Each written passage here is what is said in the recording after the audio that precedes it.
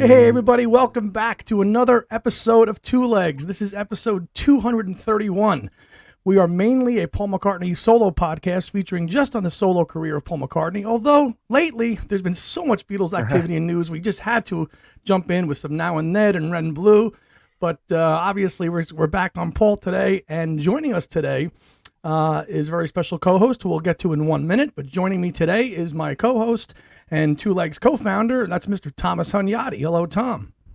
Hello, my friend Andy. Good to be back, and I got my wonderful Christmas time T-shirt in the mail yesterday. So happy to be sporting this. And go to paulmccartney.com and you'll find a bunch of new Christmas themed shirts and sweaters.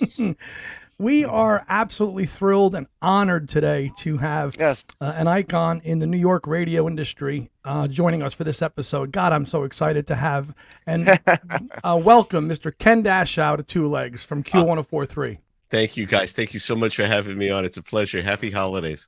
Absolutely, absolutely. So, Ken, I've been following your career. I'm 42 years old. I grew up listening to you.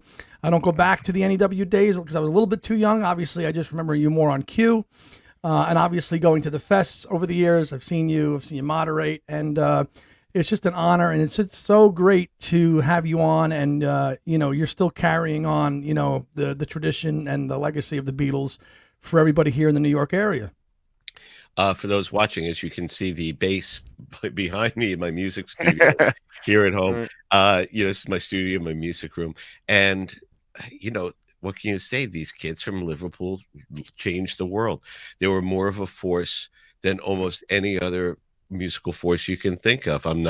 It's not hyperbole when I say Bach, Beethoven, Mozart, Gershwin, Beatles.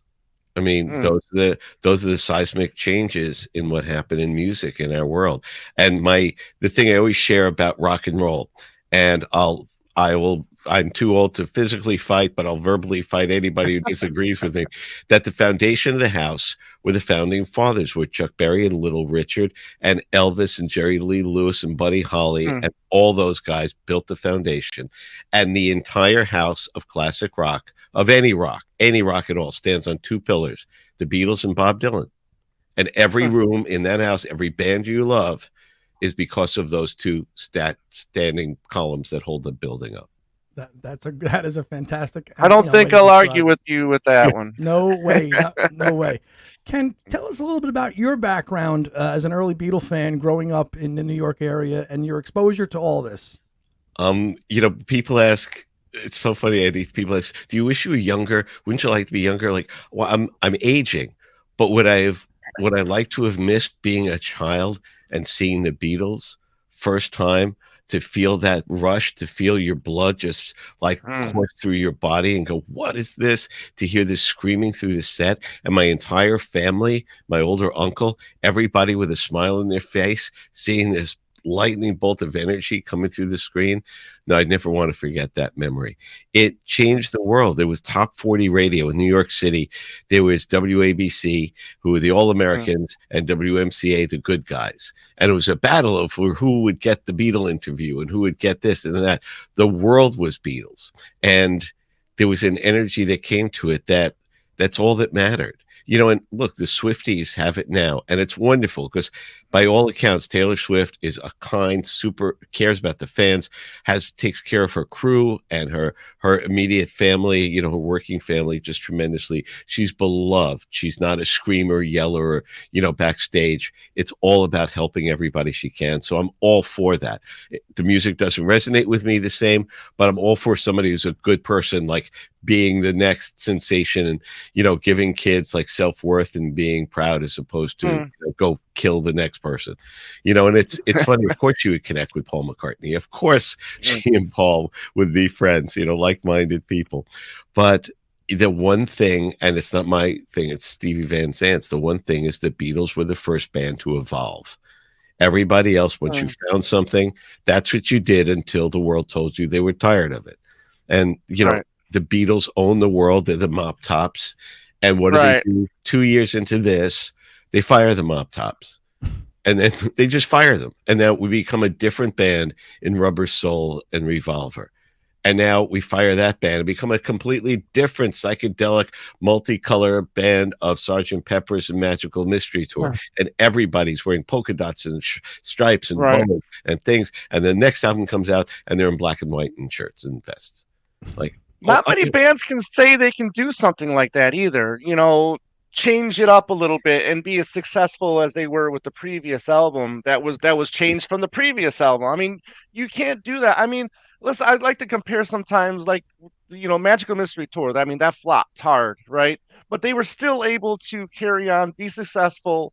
Unlike where the Monkees, they did Head, which was, I think, the best thing they've ever done, but they weren't able to get past that and evolve. They weren't given that opportunity. But the Beatles, they were able just to, if it didn't work, they just moved on to the next project and still be successful. Right. Magical Mystery Tour was a terrible movie, and they were high and was obviously, but the music is amazing. Yeah. Everybody thought of it as a failure because of the video.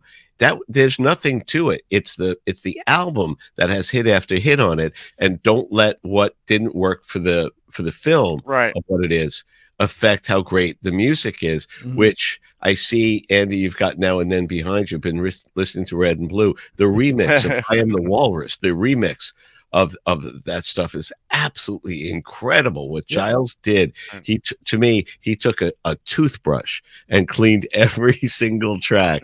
He cleaned it and brushed it like the way I clean the bathroom, and then my wife re-cleans the bathroom.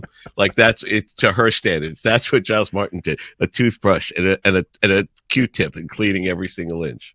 Yeah, I love it. It's been incredible to hear, and I think I love what he did with I Am the Walrus. I think that's tremendous. And by the way, so I spent Thanksgiving holidays up in Rochester visiting dear friends, and they've got great record stores in Rochester, New York. A place called Hog, House of Guitars.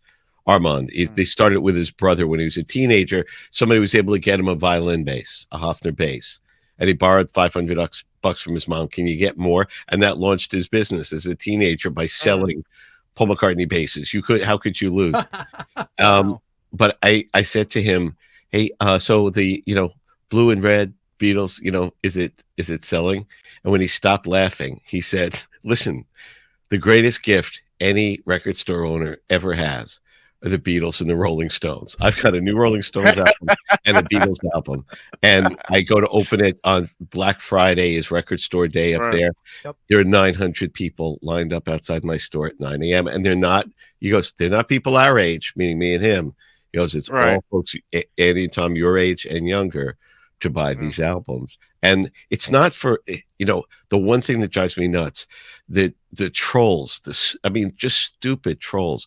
Just another cash grab from Paul. Cash grab? Do you think his great-grandchildren could ever spend the unending river of money that will flow through the world called MPL Productions and McCartney? Right. Like, well, he's got to sell a tour. He's on tour. Paul McCartney sells tickets on his tour. He announces he's touring. Hi, Melbourne. I'm playing in Melbourne. Okay, could you play for a month? No. 3 weeks? No. 2 weeks? Could you have one day? Okay. Well, hey, Rio, I'm coming. 250,000 tickets sold. You don't need to do anything. Doesn't need anything. This was a gift. This is a gift that he gave to us. And you don't have to buy it or go to it. You don't have to. If you don't want it, you don't have to buy that cash grab. I agree with you, Ken. Those people that wear the Air Jordans every year, they get the Air Jordans every year. That's a cash grab too. That's a cash grab. And the thing I always point out about iHeartMedia, it's the biggest audio company in the world, fourth biggest media company. And it's a big company, and they need to make a lot of money because they have 800 radio stations.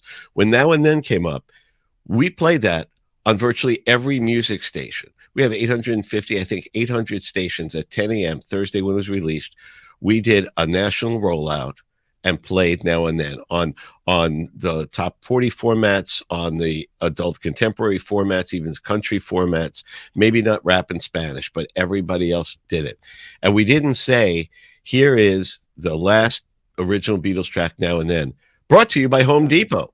They could have made a fortune selling that. They could have made millions selling that. No, they didn't. We didn't. We just said, here's the new Beatles track. Universal didn't say, want to hear it? Give us $5.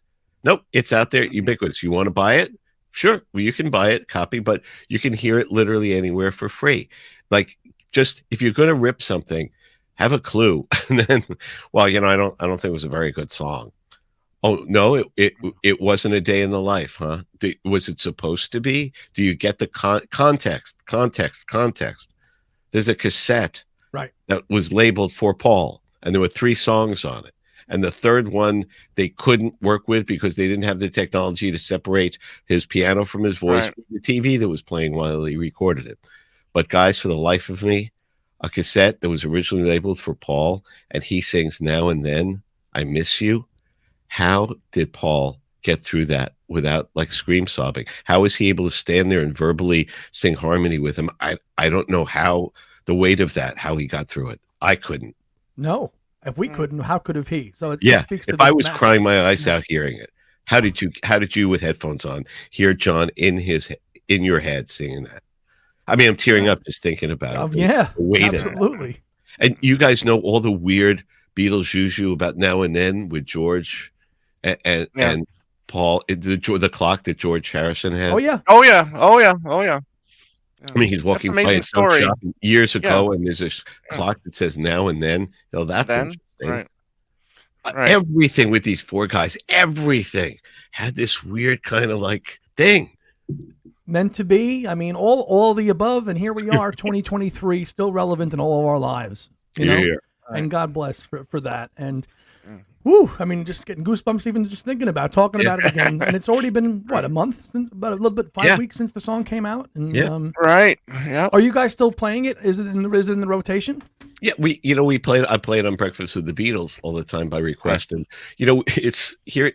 It's so funny. We do a thing on Q104.3 on a lot of rock stations called 2 for Tuesday, where you play 2 songs from each artist. People love it. And what we do every hour, where we pick one and we'll let the audience pick the second. You give them like 5 choices, and we always throw it into the mix. Like Beatles, we'll throw in Now and Then, and for the Stones, we'll throw in Angry, the new song from Hackney Diamonds. Right, and usually that's what the audience picks.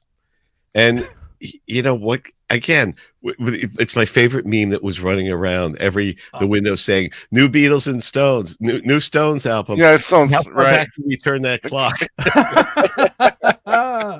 Oh man, well, Ken. Moving into a little bit of the solo Paul stuff. Yes.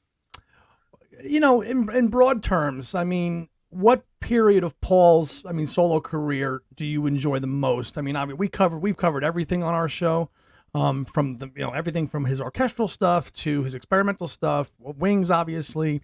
What era of Paul's solo career do you find most enjoyable? If there's one you have to pinpoint down. I mean, it's not based on music. It's based on my life, on how old I was and what I was. Band on the Run is the most perfect album, is the album that means the most to me, just because I'm kind of coming of age, and everything that encompasses, and hormones, and going on first dates, and suddenly caring about how you look, and acne, and every teenage kid thing. You're like 15, 16 years old, and you're figuring it out. You don't know anything, and here's my old best friend from my childhood and the greatest music, with this album that just tells these interesting stories, and musically it's so captivating, and it finishes and it kind of comes back around to the other songs, and I just wore it out. I mean, this, I like, for instance, I thought Ram was okay. And now as an adult, I think it's one of the greatest albums I ever heard, because you come to it at a different place in your life. Sure. McCartney 3, right out of the box, I thought was one of the greatest things ever. Loved it. And I wouldn't have gotten that 10, 20, 30 years ago. I don't know. I don't think I would have heard it the same way as albums come in and out. But, Band on the Run still sits up there. And, there's that period of just, it feels like a few years ago, I guess it was 5-10 years ago, New has some wonderful Oh, songs. yes. Glad you brought that up. McCartney and Bob Dylan, it's perfect. Every time people go, they're so, they're just doing it to do it. Hey, they got nothing left. And every time you're sure they're done, bam, come back with a right hook and knock you on your butt. Rough and Rowdy Ways, Is Right. that not one of the greatest albums the man ever put out? Correct. I mean, Ken- and Ken- anytime you're sure it's done. Right. I Ken, mean, did you hear on the eve of a shutdown, the man drops Murder Most Foul and says, Right. "Hey, we've been working on Right. this. Be safe, everybody. Here's Murder Most Foul." Who does that? Right. Ken, did you hear the new? They just dropped the underdubbed, if you will, the Band on the Run. Did you get to hear that without the orchestration there at the end? No, I haven't had a chance to hear it without Oh. Tony's Tony Visconti's orchestration. orchestration? Yeah. Yeah, it's definitely interesting. I mean, the beginning parts. I mean, the first two segments of the song are pretty much what we know. But then once it gets into the Band on the Run section, it's totally, it has a totally different feel without that orchestration and all the the guitar bits that were added later Yeah. on. But very interesting. I think this whole underdub thing is going to be pretty cool to listen to. I can't wait to hear it. And by the way, excuse me, that takes us to a subject matter I know you guys wanted to talk about, the sad passing of Denny Yes. Lane Yeah. this past week. And again, on the 50th anniversary of the release Right. Of the Band on the Run. album. Again, for the 1,000th time, this weird thing. Right. But I've had the pleasure and joy to get to know Denny as a friend through the years of all the interviews at Q104.3, at the Fest for Beatles Fans. We did this wonderful in-depth. His manager, David Maida, said, "I love where you're doing this. What could we just do this for money? Could we try?" I'm like, "Yeah, I guess." I asked the station, is it okay if I get paid to interview Denny Lane? They're like, "Yeah, we don't care as long as you don't advertise. As long as they pay for the advertising, it's not payola." I'm like, "Yeah, absolutely. I won't mention it unless they buy a spot." And we filled a nightclub of me just talking with Denny and with Jeff Emmerich of telling stories. And it's always one of my favorites. It says so much about who Denny is and of the time. I said, the night before you're about to leave for Lagos, and Denny Seiwell and Henry McCullough say, "Hey, we're not going. We quit. We're not going. The money isn't right. It's dangerous. We're not going." I said, "Were you really upset?" And he just said, "No." I said, "Really?" He goes, "No, I didn't find out until, we're at the airport." And he said, "They're not coming." Like, "Oh, okay." Like, "Really?" He goes, "Yeah, man." He goes, "Look, we grew up in the 60s. The drummer and the guitarist aren't coming." "Okay." And I just said to Paul, "You play the drums. You play as good as anybody. Yeah. I'll play guitar, I'll play some piano. We're not going to finish the album there. We'll just get some tracks down. No big deal." And he said, it was really like, it was weird, but yeah, it's weirder things have happened being in a rock band. Okay. And we'll come back to London and we'll finish it. Like, it was literally, I could see he wasn't hiding it. Okay. No drummer. All right. You put down the drums. I'll play guitar to it. And then we'll do it that way. I don't think anybody could have gotten as close, obviously, to a John Lennon for a Paul McCartney. But if anybody came close after the breakup of the Beatles, it had to have been Denny Lane for that period from Wings from 71 to 79. Wouldn't you agree? 100%. But B, also, is he, it's a direct question. I said, this man's going from writing with John Lennon to now you're his writing partner. Was there pressure? Was there like, shit, I've got to be like his John Lennon now? And he said, no pressure at all. I can't be like John Lennon. Guess what? Nobody could be John Lennon. So there's no pressure because you can never be that. And he gave a perfect example. I think it was something, I don't know which song, on Wildlife or something, and they're working on it. And Paul said to him, "You got anything for the middle?" And then he said, "No." "Nothing?" He goes, "No, I can't. I can play. No, I don't have any ideas."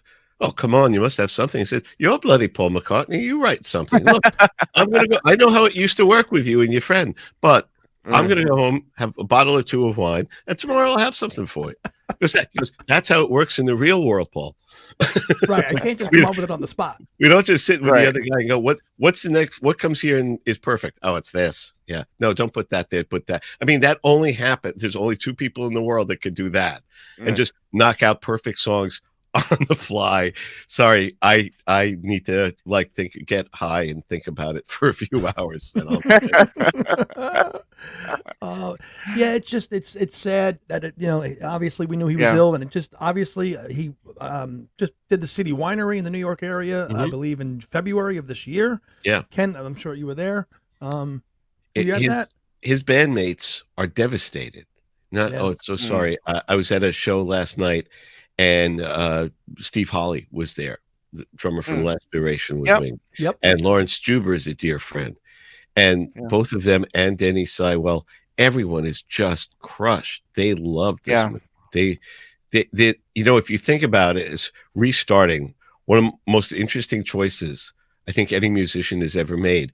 So we won't be recording music together anymore in the future, I don't think. Paul could have called anyone who wasn't going to join McCartney's band. Even Right. if Clapton, he could have paid Clapton the money. You could have gotten Moon actually went to them, and like, please, if you need a drummer, I'll, let me do it. I got to leave these idiots. He could have had his pick of any musician. Frampton would have come. Anybody would have come. No. There was that guy in the Moody Blues who I always we used to joke around with when they were opening for us. I'm going to reach out to Denny, see if he wants to do something. We'll hold auditions. There's a drummer in New York, Denny Sywell. Okay, I need a drummer because I can't play all of it. It started organic, and you rent a bus, and instead of going from the peak to the peak, you go back down the mountain and start from scratch and go up again. I don't know anybody who had the ability to snap his fingers and get any musician in the world you want who doesn't play that card, but starts all over. Me, my wife, and a drummer from New York and a guy from Wings and from Moody Blues. And let's see where it goes. Let's just see where it goes from there all the way up through the end and making it through all, 5 or 6 incarnations of Wings, with guys in and out. But again, you realize when you start there, they were so close. They were so tight. There weren't personal managers. There wasn't, a big management company running the tour. Right. So that I think that's the thing about Denny and Linda, where, Paul's Paul, but Denny and Linda to all the other, all the drummers and the guitarists who came through, and whoever played keyboards, they were the glue. Everyone said the same thing. Denny Lane said it. Denny Sywell, Lawrence Juber said when they ever talked about getting Wings back together for a victory lap, said, can't do it without Linda. Well, she really wasn't can't do it without Linda. Well, what did she not? And everyone said the one thing, can't do it without Linda. That's how I learned how important, it's not about the playing or her keyboard work, or that Linda and Denny are the glue in the middle of that band, not Paul. Absolutely. And you hear the harmonies on some of those tracks. It's Linda and Denny's harmonies that really are the glue and the nucleus of Wings. Absolutely. Ken, did you ever have an opportunity to see Wings perform live? I never got to see Wings perform live. It was a period where I couldn't get to the shows and for work and finance and whatever it was. And I couldn't and couldn't get to see it. It was post Wings for me to see Paul live, but you realize the energy of having Denny on stage and what that was. I mean, for Paul to always give him the solo, to give him Go Now, to play another band's music. And by the way, Denny was the one who explained to me, I didn't even ask. He said, you do realize that he took the chord changes from Go Now for Penny Lane, right? I went, what? No. He goes, yeah, no, think about it. Dun dun dun dun dun dun dun dun dun dun dun dun. I'm like, holy crap! I never thought about that till you mentioned it. That's Denny. I will tell your tale to my last day. Wow, it's very similar. It's very similar. When did you first meet Denny, Ken? When you've known someone for like 25, 30 years, it's hard to remember. Right.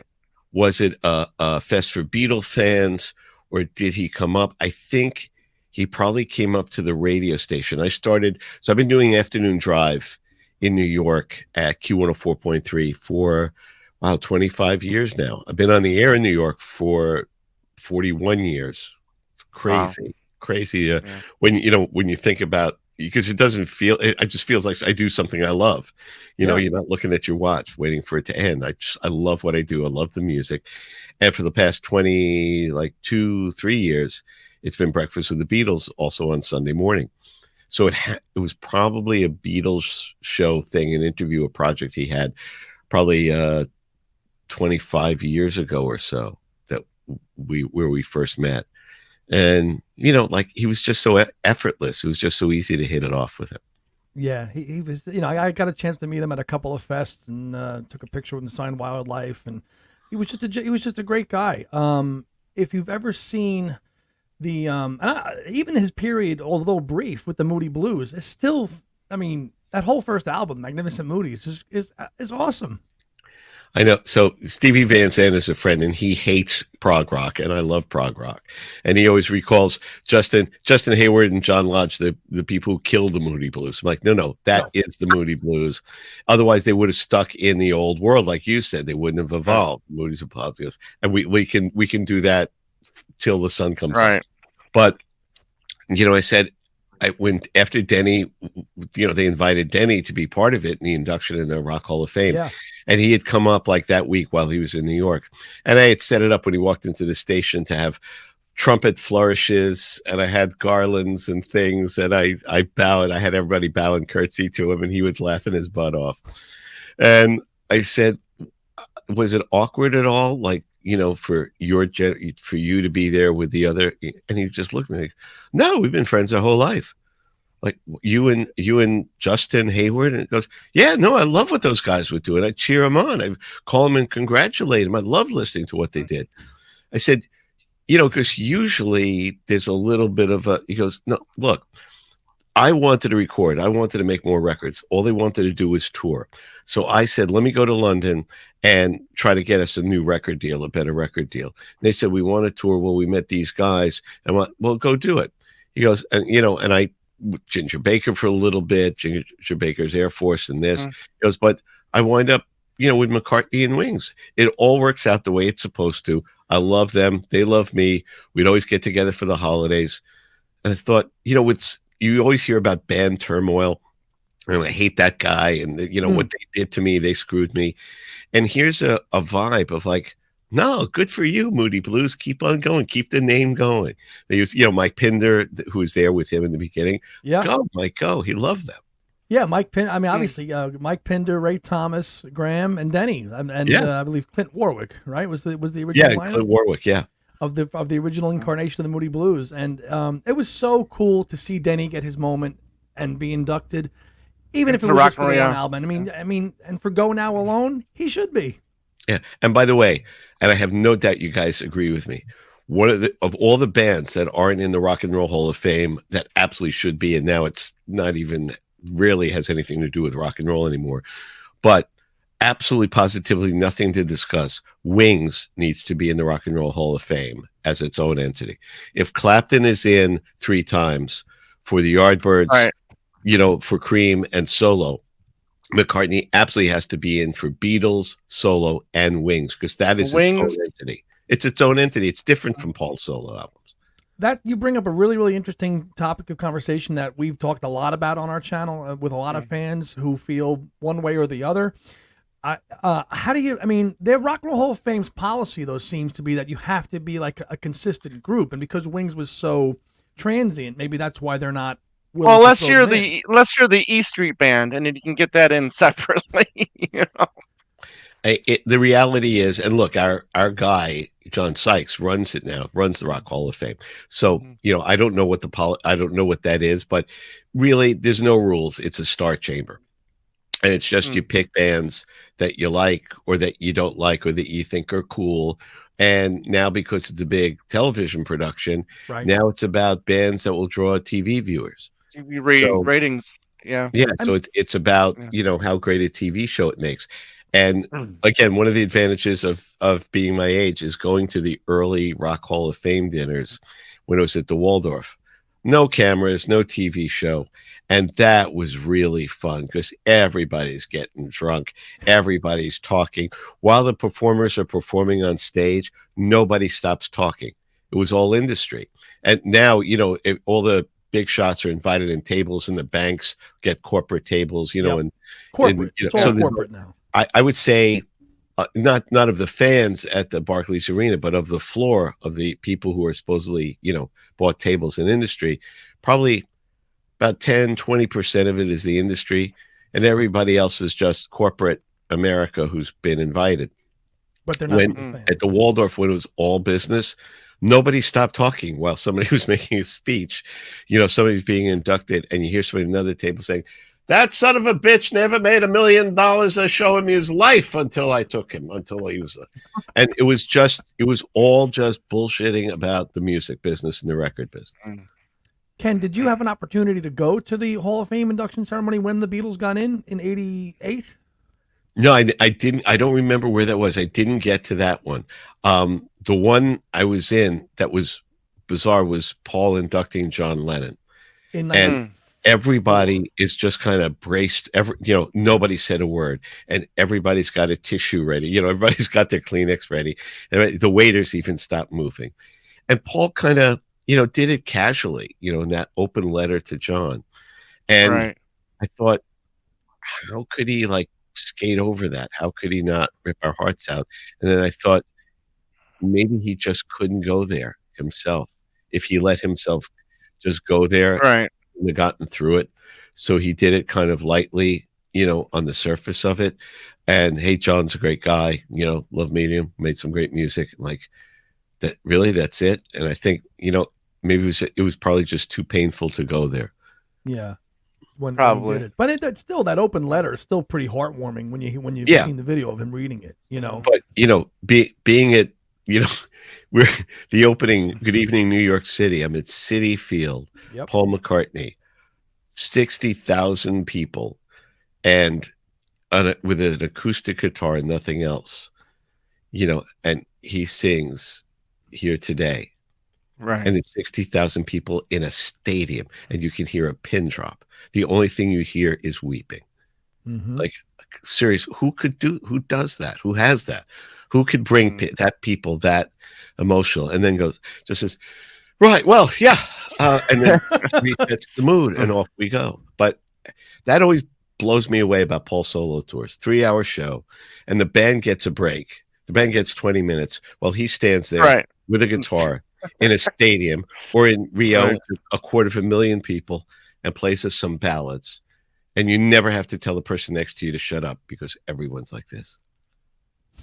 Right. And just dead silent. I've gone backstage, and not about braggadocio, but you see the band after the show, they're exhausted. They're just dripping hey, Ken, did you have fun? Yeah, good. Oh, great. Yeah, no, it was a good one. It was good. Yeah. I don't think I can go out later tonight. Maybe breakfast tomorrow. Okay. All right, Brian. Love you. Yeah, love you. Abe just spent. McCartney walks in, completely redressed, hair perfect. Hey, how's it going? Hey, Andy, Tom, yeah, you good? Hey, good to see you. Hey, Lorne Michaels, hey, Saturday Night Live, yeah, he's good. The fuck? How do you do that? These guys are dead. They're dead. And they got a 20-minute break, and they're dead. And he just is he's just fresh and energy, and not even missing a beat. Does 3 hours, barely takes a sip of water. Hey, Ken, how you doing, mate? You all right? Hardly takes a sip of water outdoors, summertime. Doesn't take a sip of water.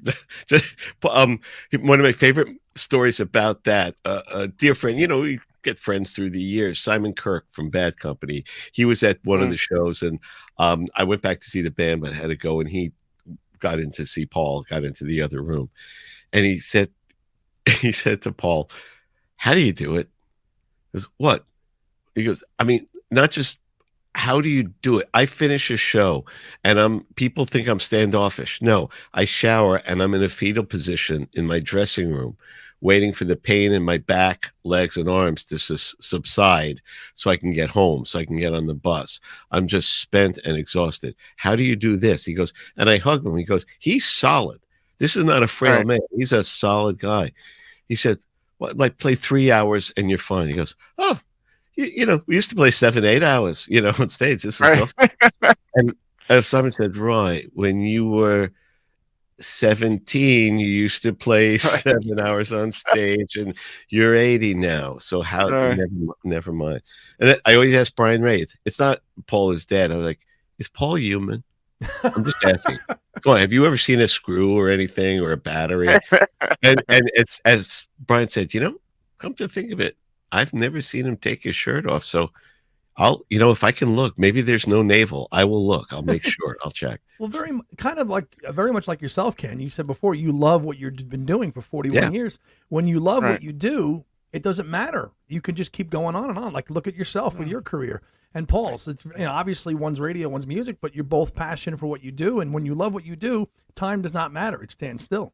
That's the message I pass on to every young person at the radio station. I just did a talk back at my old high school. It's the same message over and over again. Just whatever your passion is, if you can find that, even if you're, your parents want you to be a doctor or a lawyer or an accountant, the thing that turns you on, because you have to do so much to be great at something. You have to do so much extra work to be great at it. And it has to be extra work on something you love doing extra work on. Otherwise, it's such a drudgery.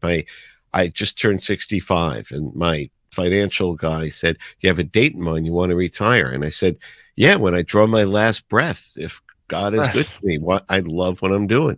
And McCartney says the same thing. I mean, it was the first interview I ever got to do with him. I said, Paul, we don't even have to talk Beatles. We can talk literally about anything. It doesn't matter. It's anything we talk about. It's fine. He said, "No, I love talking about the Beatles. I was in the Beatles." He said, "There's only one stupid question, really. And it's usually, said in England, not here." What? He said, they always start with, "You don't need the money. Why do you do it?" I thought, yeah, that's the stupidest question there can be.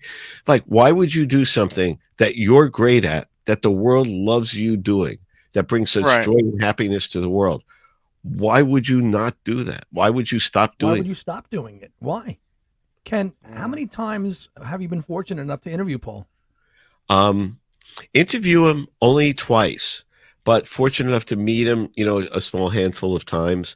And, he's always so gracious about it.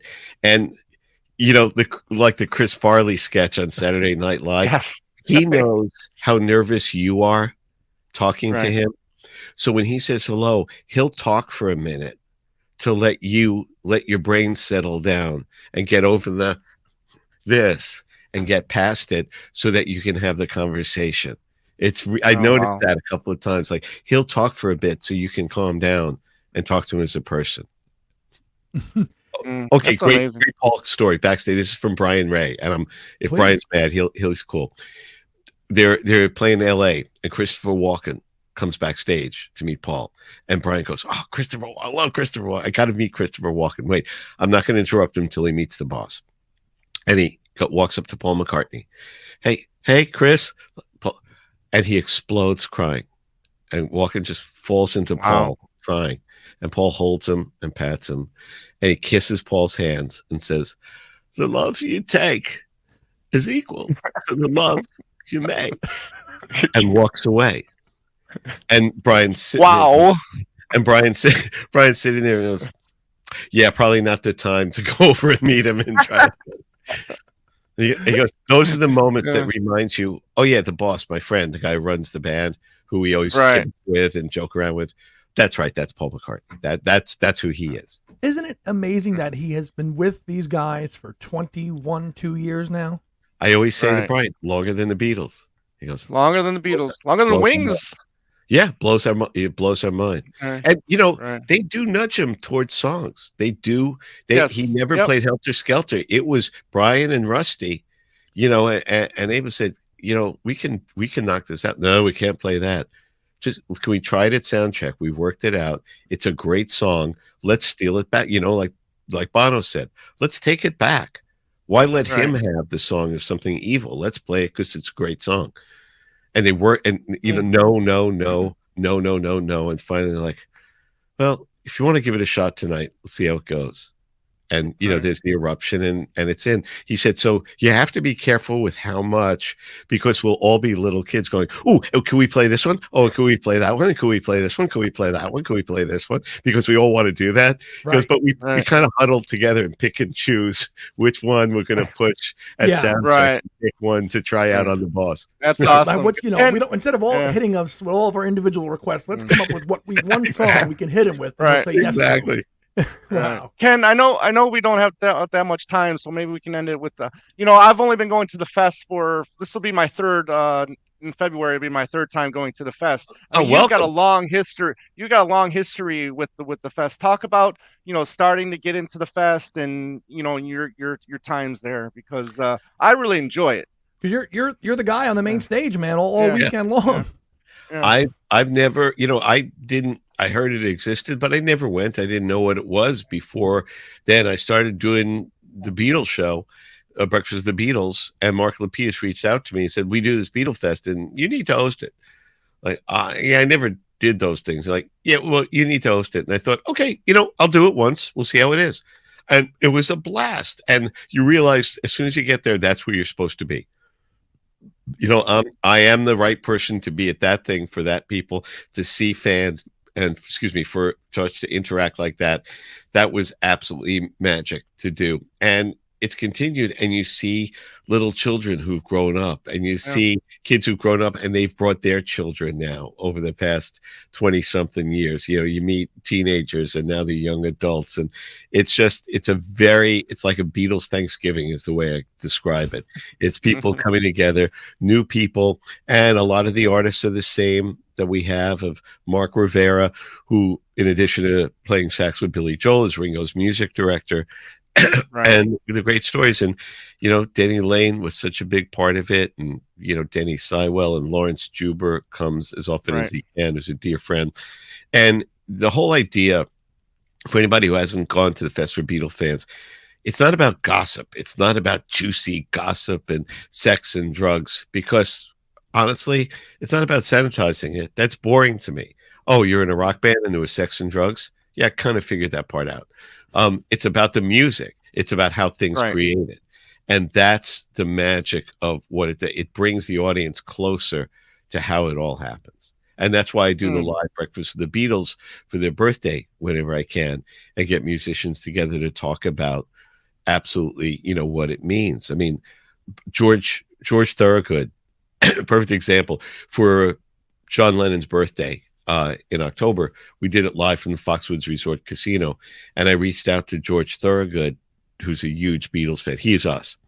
I said, I noticed there was a hole in your schedule. Would you want to do this at Foxwoods, and how much do you need? What would you charge? And his manager emailed back to say, first, George is insanely insulted that after all these years, you would ask him how much you would charge. Second, what time and where does he have to be? Wow. And George, we flew him, but George didn't make a dime and came and co-hosted the show with me. And his greatest, it's always one of my favorite lines. He said on February 2nd, 1964, the most exciting thing that happened on Sunday night TV is Hoss Cartwright ate an entire apple cobbler from the neighbor's windowsill and had to go over and apologize and fell in love with the girl. 7 days later, the Beatles came to America. And here we are. I mean, in February, it'll be 60 years. Crazy. 60 years. Crazy. Touching down on their arrival. 50th anniversary of the Fest. And these milestone anniversaries that are just coming in flourishes, whether it's albums or books. I mean, you name it. It's just all happening at the right time with Now and Then and the Red and the Blues. It's just incredible that we're coming upon all this stuff and that we're all still here to celebrate it. Amen to that. I did the logistics when Sgt. Pepper's had been remastered and re-released. And I realized that for that to be number one, that's the equivalent in chronological order, that if in 1967, Hoagie Carmichael re-released Begin the Begin, and that was number one. That's how bizarre it is. That it's a blue rose. It doesn't happen. Everybody worships the music they grew up on. But the music I grew up on normally is not still relevant 60 years later, much less at the top of mind of most of music. I mean, it's bizarre. It just doesn't happen, but it happened with these guys. And, again, you said it's a Paul show to Paul McCartney, just like the Stones would collapse without Mick Jagger. I don't think the Beatles, John and Paul, were perfect, because you can't have two Paul McCartneys in a band. You can't have two John Lennons in a band, or they'd stay playing pubs. It's got to be one guy who drives the bus. There's got to be somebody going, we'll do this, we'll do that. Your friend Stu, he's great, but he's not going to play. He can't play. He's out. What? No, I'll learn to play the bass. This happens, that happens. And you know the story where John said, if Stu goes, I go. Paul said, no. You and I write the songs. I'll play bass. You play guitar. There's my friend George. And he just organized it. Since he was a kid since he's 14. I'll run this thing and I'll do it. And it's one of my favorite lines that he said. We'd work on a song over and over again. It'd sound great, but wasn't perfect. So I'd make us do it again. They'd all hate me, but I was right. Like Maxwell Silverhammer. Yeah, till they were ready to strangle him. But then here I am playing one of the most requested songs, even though they hate it because of what he put them through with Obla Di Obla Da, same thing. But right. But it is. I've always explained, like, if he was running the radio station and he micromanaged me of what to say when and do this and do that and play this, don't play that, and was doing all that. But what if I was earning more money than any disc jockey in the history of being on the radio? Would I not be able to sit back a little bit and go, all right, listen, whatever you want, I'll just do it. I know it drove them crazy, but again, I love George Harrison, peace and love to George. But if you think you have Friar Park and the estate in Hawaii and all of that without Paul McCartney, you're nuts. It's true. Ken, tell us what's upcoming for you with Breakfast of the Beatles. Any notable appearances, where you might be appearing? What's going on with you coming up? Well, the next Fest for Beatles Fans is happening February on the anniversary of the Beatles coming to JFK, and we're doing it at JFK at the TWA hotel of what it is now. Bizarre, weird place to get to, and it's going to be traffic jams and all that, which everything about it is wrong, but it's where it has to be because it's, as you said, 60th anniversary of them arriving, and we're gonna be there for that and make it part of that. Hopefully, a live breakfast with the Beatles coming in February at the Cutting Room, or I'm not sure where, for George Harrison's birthday. We'll see who's around for that.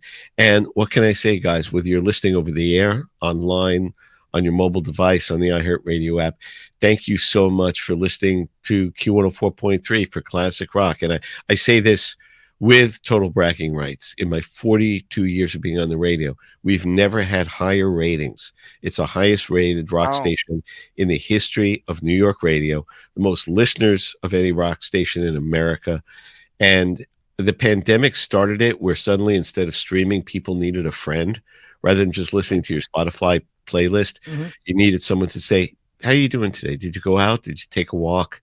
Are you eating too much? I'm eating too much. We should try to stop. And, just a friend talking to you. So hosts on the radio came back alive. And the other thing is April of 22, we started doing Instagram and TikTok. And that opened up our world to an entire new audience. And when they said you have to do TikTok, I said, look, guys, I'm not pulling my pants down. I'm not doing skateboard tricks. And we have a really smart digital manager, only about 38 years old at the time, who said, no, you have to be real. All they want is real. Just be you. Tell your Beatles stories. And that's it. So if you go on the, on the Q104.3 TikTok page, I do a Beatles drive-through fact. And that's all it is. 30 seconds. Hey, here's an interesting Beatles thing. Or here's an interesting music thing. And those kind of things, and our morning show with Jim Kerr, an interview with a guest or a question, that caught fire. And it's not Beyonce numbers, Taylor Swift numbers. It's a few hundred people, a few thousand. I talked about Now and Then, 35,000 people watched that video. And little by little, that has broadened the world, because all I want, it's not about look at me, it's about turning another generation onto the music that we love. That's the only goal of it. I don't get paid extra for that or whatever. It's like, I want to teach you, just give this a listen, because it doesn't sound like anything you're listening to now. It's true, and through the modern means of technology, you can carry that message and get it out to them through TikTok and Instagram. It may not be our cup of tea, but it's getting out there. And I've seen your stories and stuff on Instagram, and that's how you're going to do it. That's exactly. What if I tell to my other on-air hosts who didn't feel like it, I'm like, look, you have to fish where the fish are. Do you want people to listen to this music or not? Do you want to turn them on to the Stones? And we're playing everything from Metallica and Green Day to Creedence and Harry Chapin. And everybody says, you can't play 60s, 70s, 90s, the aughts. Like, yeah. Watch us do it. Play Taxi. Yeah. I mean, we play Cats in the Cradle. We play Walking in Memphis. And, we're playing, absolutely slamming, Motley Crue songs for fun, because the audience, here's last thing I'll leave you when you say you can't play 60s music.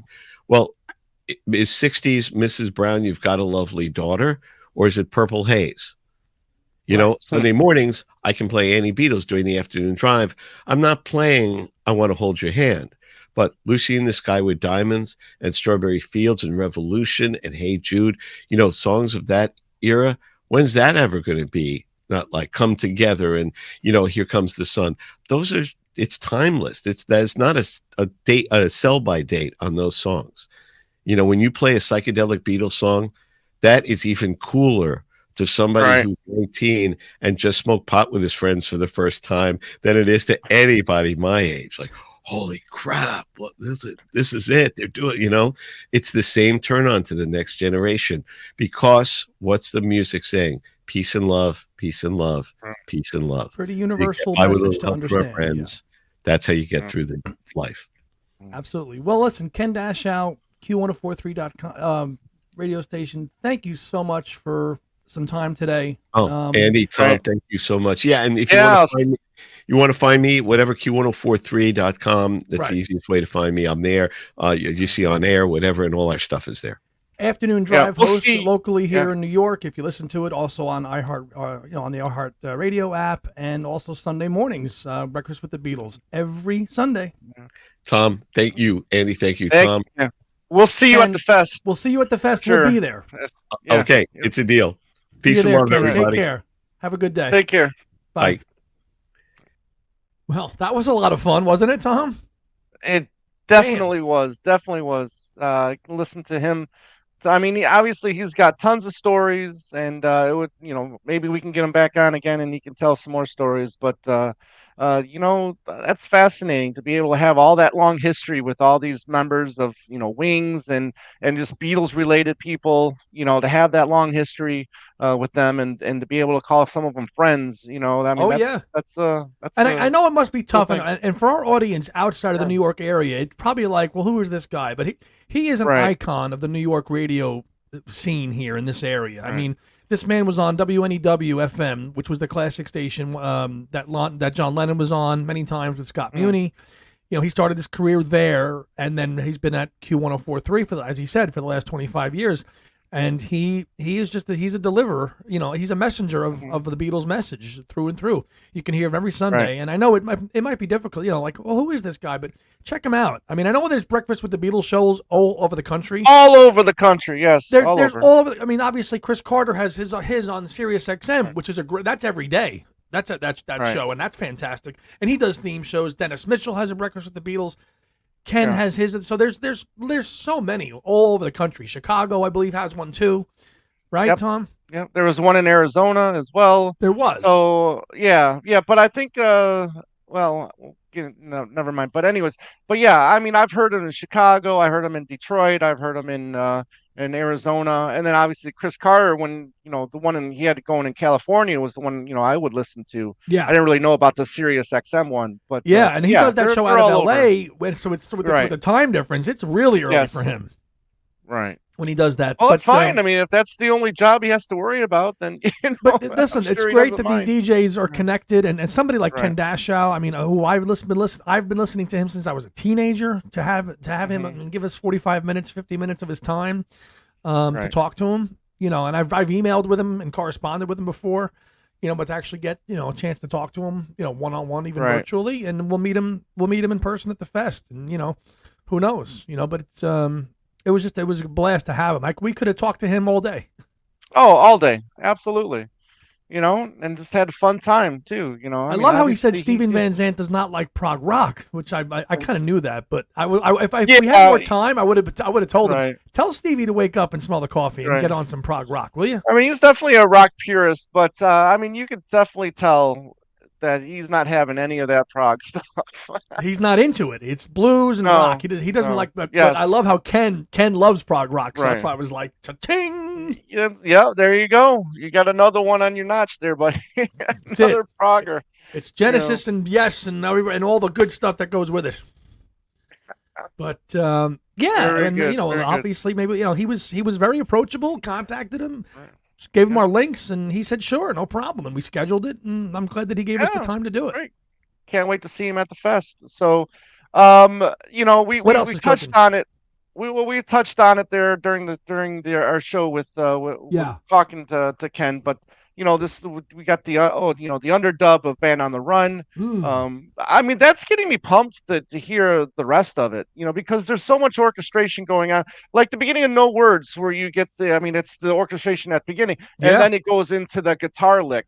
I mean, on this, it's probably going to go right to the guitar lick, so it's You're going not to going to have a hear it. whole Yeah, I mean, nother, think yeah, about. I mean, Picasso's Last Words has lots of right, orchestration. Lot of tracks too. Jet. yeah. Jet, to hear Jet probably without the horns at the Yep. beginning, So I'm definitely looking forward to this.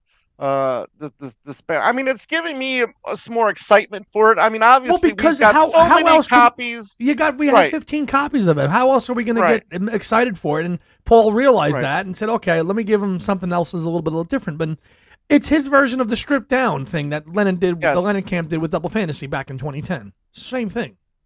same thing.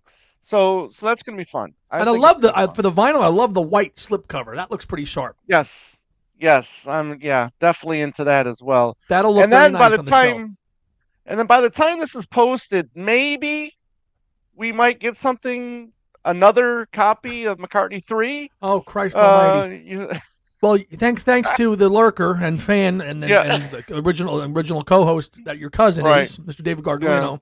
I know. Again, I rely on him for the updates. I don't go to the forums. I just know David will find the right. best bits and send them to us. He told David us this lives in morning. the forums, and it's exactly. A People were getting stuff from Capital yeah, tell via us about that. UPS, and it's the same thing. It's kind of like the dice that we got for McCartney 3. Setting out promotional items, promotional clues of something that might be coming. So David did send us something from a very reliable source on the Steve Hoffman forum saying that next week or this week as this is posted, that we might get an announcement for an anniversary something of McCartney 3. McCartney 3, which will now be what, three years old. Yeah, released in 2020, right? Yep. Wow. Yeah. So it's going to be a triple LP release of McCartney 3. What that encompasses, we already maybe the demos that we got on the Japanese. Well, maybe, maybe that. But who knows? This one. Yeah. Well, Yeah. I mean, how many bonus tracks were there on the Japanese? 4, There right? were 4 there demos. was it 4 or 3? Yeah. 4. So I mean, is that enough to Yeah. fill out another vinyl? I mean, maybe Well, it's a half I mean, if speed it's thing. a 3, if it's a 3 LP set, he needs more than just 4 bonus tracks. I'm thinking it's going to be You some know, half speed thing. I'm not, again, I'm not one to speculate, but I mean, I just want the facts. If it gets announced next week, maybe we'll do a quick little video on that, and Yeah. we'll Well, according to it's supposed to be the well, 22nd is when it's going to right. get released. So I mean, that's a quick turnaround. I mean, if you announce something, on the, during the second week of December, and then all of a sudden, then you release it 2 weeks 2 later, weeks later. I you mean, know, what was that's the 7-inch singles release? That was like a November. We found out about that in November, and it came out in December. that was the right? December. Yeah, that's true. Right. No. But that wasn't as short a time frame window as this. No. So, hey, listen, I mean, say what you will about McCartney 3 and all its different versions. I mean, I'm not going to tell the man not to release it. I mean, it's just up to you whether or not you want to buy it or not, I'm going to be honest. If there's new material on the vinyl that we don't have Yes. anywhere else, then obviously it's an instant get. But if it's any kind of repackaging of what we already have, hard no. Right. And, I'm sure a firm's just going to get more of my money,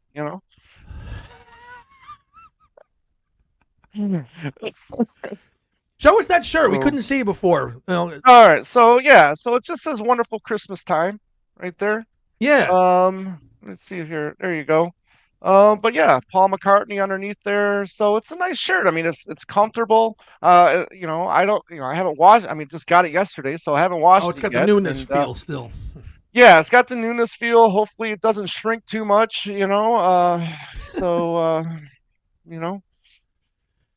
But Oh I like boy, it. I like it a lot. I So like it. I check it like it out. a lot. PaulMcCartney.com. Anyways, but Yeah, so here we are. oh And yeah, it was just yeah, what a treat to be able to interview Ken Dashow, yeah, and hopefully all of our yeah, New York area friends yeah. and viewers and listeners, and everybody else enjoys it, because he's a Right. wealth of history, and man, he's been to a lot of key events, and he's hung out with McCartney. I think he's seen him more socially than interviewing him, is what he told us. He interviewed him twice, but Right. he's probably Twice. seen Right. him at various events, just like, hey man. Right. Yeah, which is again just as cool. Yeah. So, Thomas, tell us what is in store for Talk More Talk before we end the year. Talk more talk. You all have one more show, right? Yeah, we have one more show, and we're going. Well, I mean, the part for sure is that we're going to talk about our 5 favorite releases of 2023. So whether it's Beatles or solo Beatles stuff, our 5 favorite releases. I'm still deciding. What are my 5 favorite releases of 2023? Obviously we got Now and Then. We got the Ringo EP. I mean, we got the May Pang, documentary was released on Blu-ray. Yep. So, books galore once again. And finding the time to read these books. I Yes, wish. yeah, You know right. what? I wish there would be more hours in a day. If I had ever one Christmas gift, let's have more hours in a day so we can get through all this Right, stuff. right. And then, so we were going to do like a Band on the Run of 50th anniversary appreciation segment to go with that, our 5 favorite releases of 2023. Now we don't know if we're going to switch it to a Denny Lane tribute. So, I mean, we'll discuss it, and you'll find out when You'll find out when you find out, people. That's it. There's so much to I remember we had when Emmerich died. We had already had an episode planned out.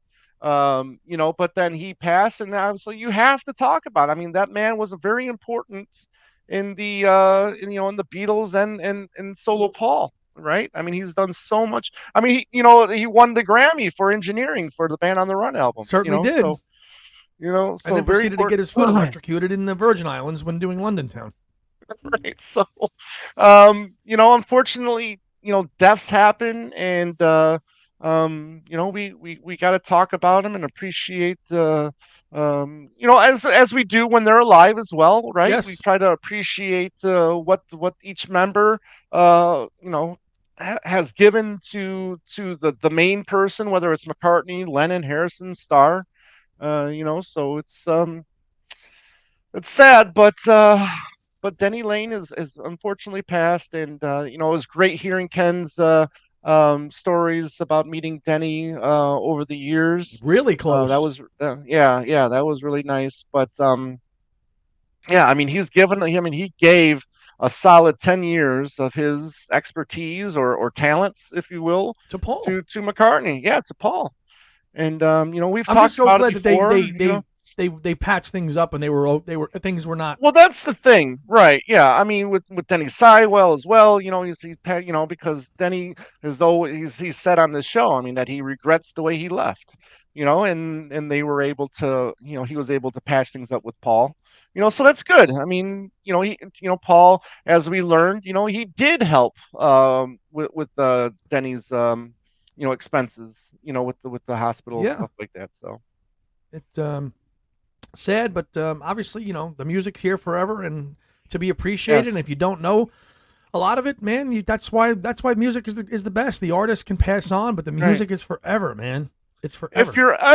If you're ever curious about an artist that's living now, don't wait until he dies. Start listening to that artist or bands. Yeah, now.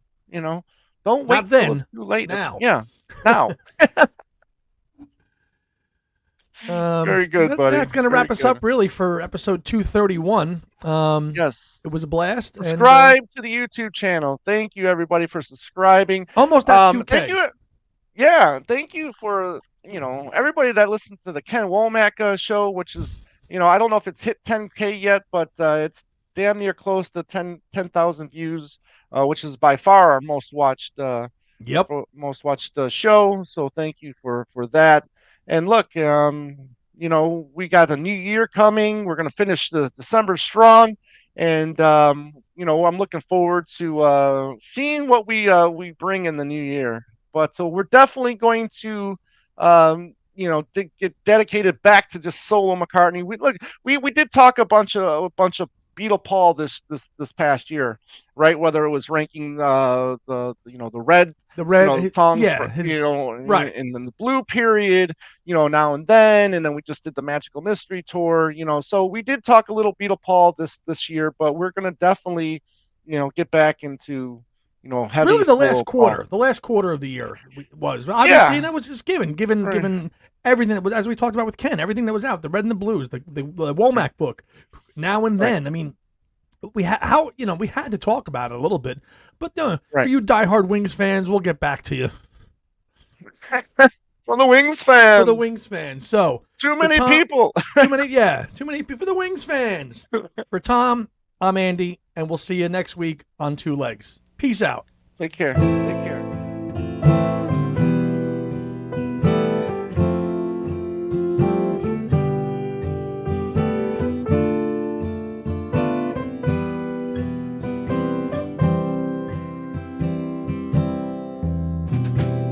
You've been listening to Two Legs, a Paul McCartney podcast, hosted by Tom Hunyadi and Andy Nichols, with musical contributions by Dylan